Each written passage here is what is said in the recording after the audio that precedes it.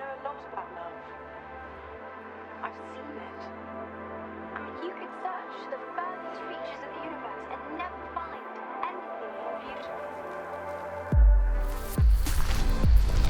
Although Iceland is a tiny island, the land is vast and takes quite a bit of time to see.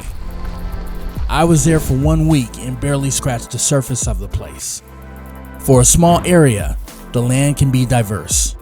From icebergs to naturally heated pools, there is certainly a lot to see. In this video, I have compiled a list of 5 places you must visit while in Iceland.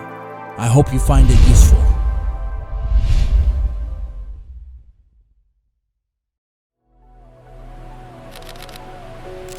This beautiful black sand beach is a must-see. Unfortunately, it's at least a 4-hour drive from Reykjavik.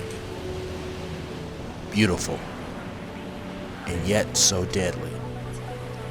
This magnificent black sand beach is one of the biggest attractions in Iceland.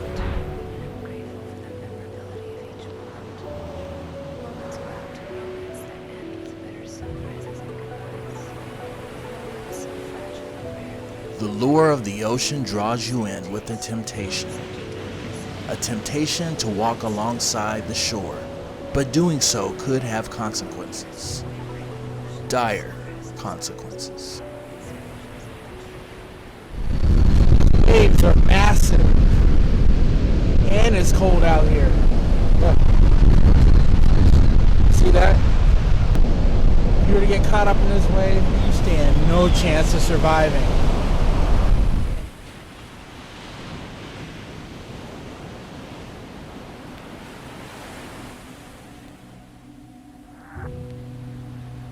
I made my way to the giant cave at the end of the beach, carefully keeping a watchful eye for waves that appear out of nowhere advancing up the beach, sometimes catching tourists off guard.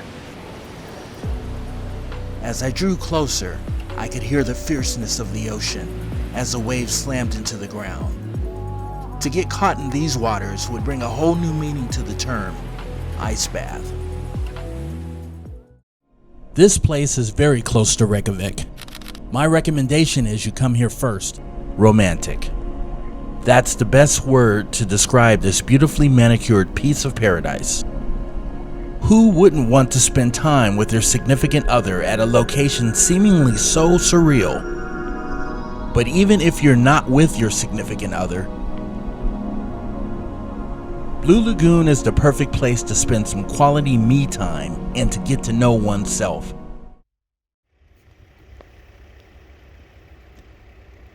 Blue Lagoon, the textbook example of the word tourist trap. Now, I'm not one for major commercial attractions, but even I have to admit, this place is something special.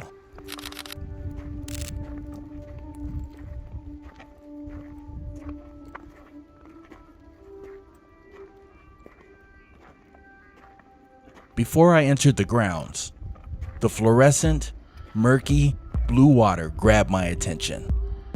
It was then that I knew that this place lived up to its hype.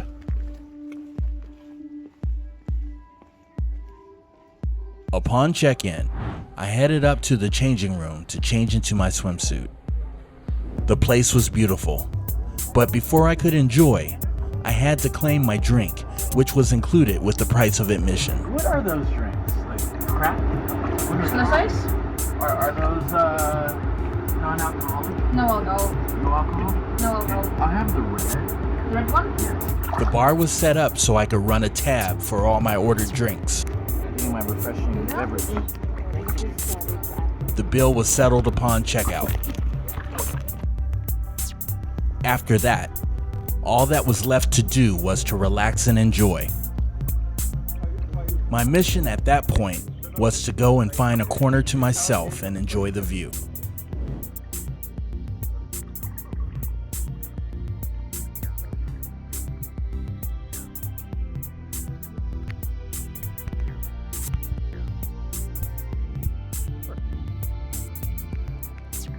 There were some areas that were off limits, and it was quite tempting to explore, but I decided to chill and stay in the designated area.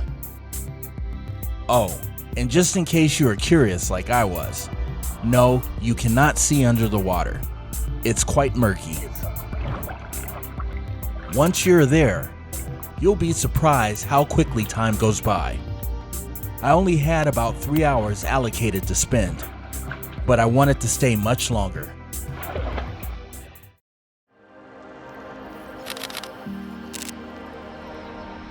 In the winter, walking along the rim of Fjarðargljúfur Canyon can be as difficult to walk as it is to pronounce. This canyon is one of my favorite, although it is quite far from Reykjavik. And in the winter, it can prove to be a challenging destination to get to, but the views of the canyon are stunning.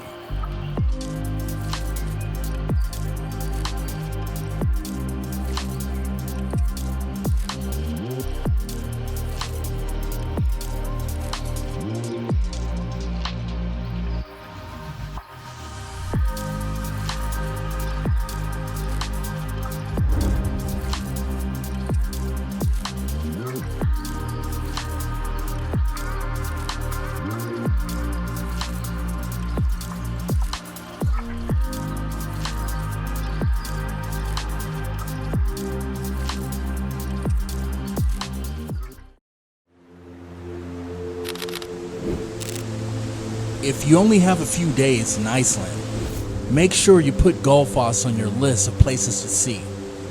This beautiful place is only a couple of hours from Reykjavik and is easy to get to.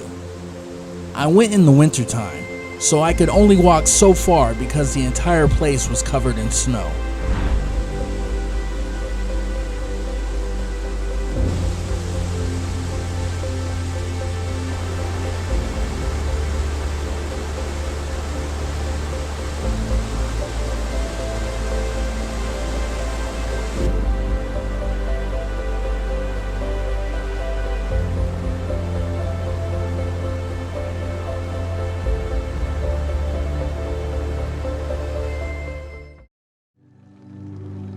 Literally right next door to Gullfoss is Stroker Geyser.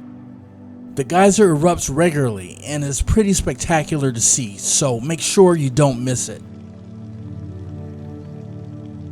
At times, the area seemed to resemble a war zone with its smoldering fields.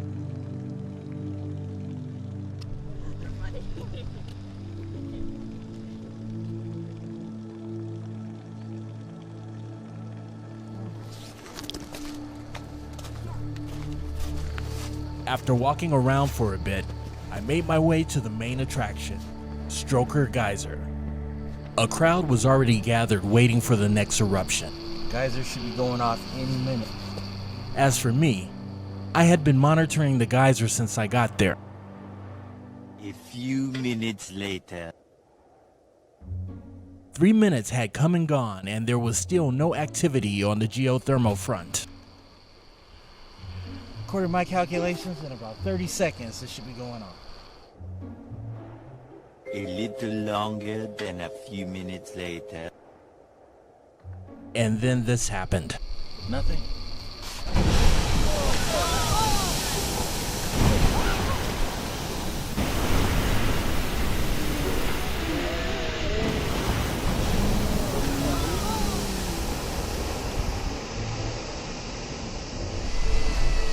There it is. I was just off by a minute, but I got it.